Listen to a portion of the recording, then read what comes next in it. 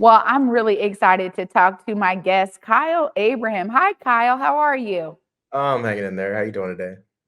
I'm doing great. I'm doing great. It's great to have you with us.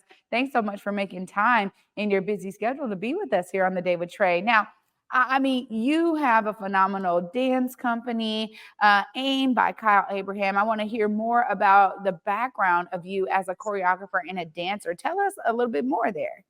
Sure. I started my company shortly after grad school, or while I was in grad school in the early aughts. I'm from Pittsburgh, Pennsylvania originally, and kind of grew up there in the house and hip hop and rave scene, and found my way to studying dance when I was about 17. I saw the Joffrey Ballet perform a program to Prince's music, and it was my first time seeing ballet. I only went because it was something related to Prince, and ever since I've just really had an affinity towards creating and thinking about different ways in which we can look at movement to express ourselves and to tell stories and different narratives.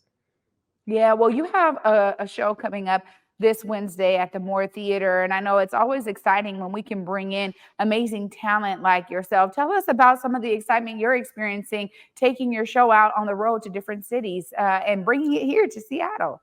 Yeah, we always love coming to Seattle. I think maybe this is maybe my fifth time in Seattle, third time at the Moore, I believe. Every time it's really exciting to have a different interaction and engagement with the audience. The company is touring several different programs at the same time, really. So this program in particular is a really well thought out repertory program.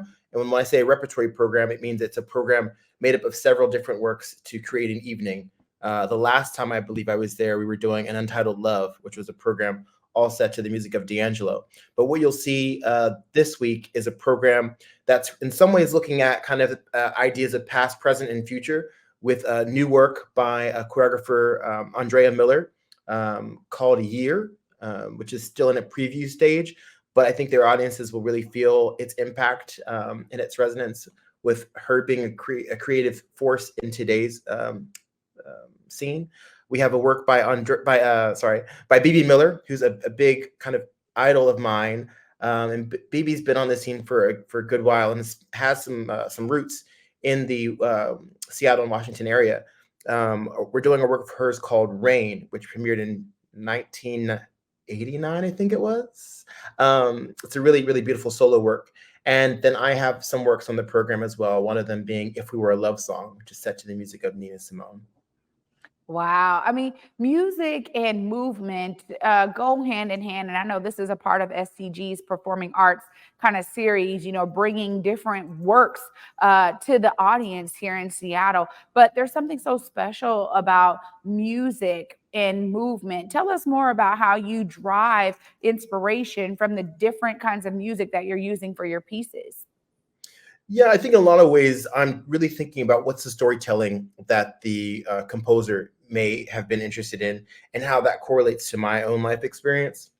For a lot of the songs that we're using in the Nina Simone suite, I was really thinking about songs that were really emotive and had me thinking about love and loss and unity in different ways.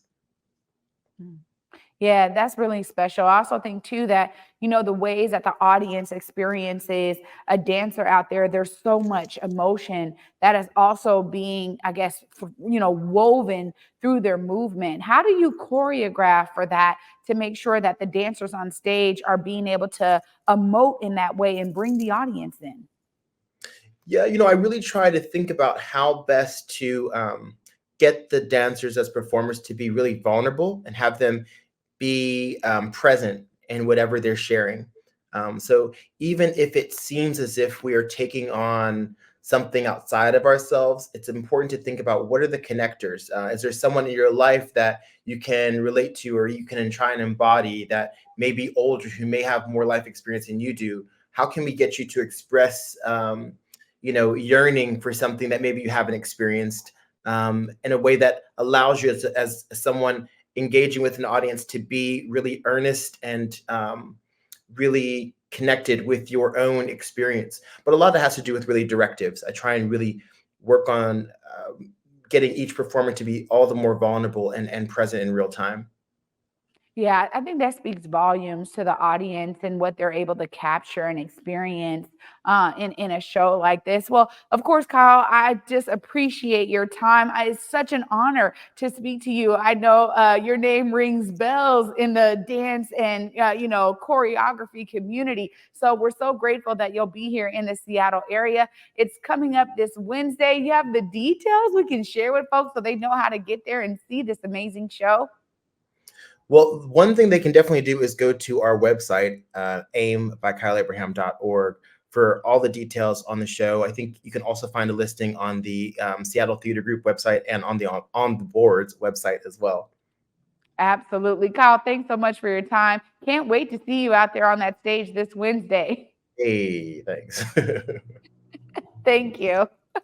Wow, amazing. It was great to talk to Kyle, y'all. Up next, we have Destiny Otusanya joining us, a digital creative who's going to continue this creative discussion right after this short break. You're watching The Day with Trae.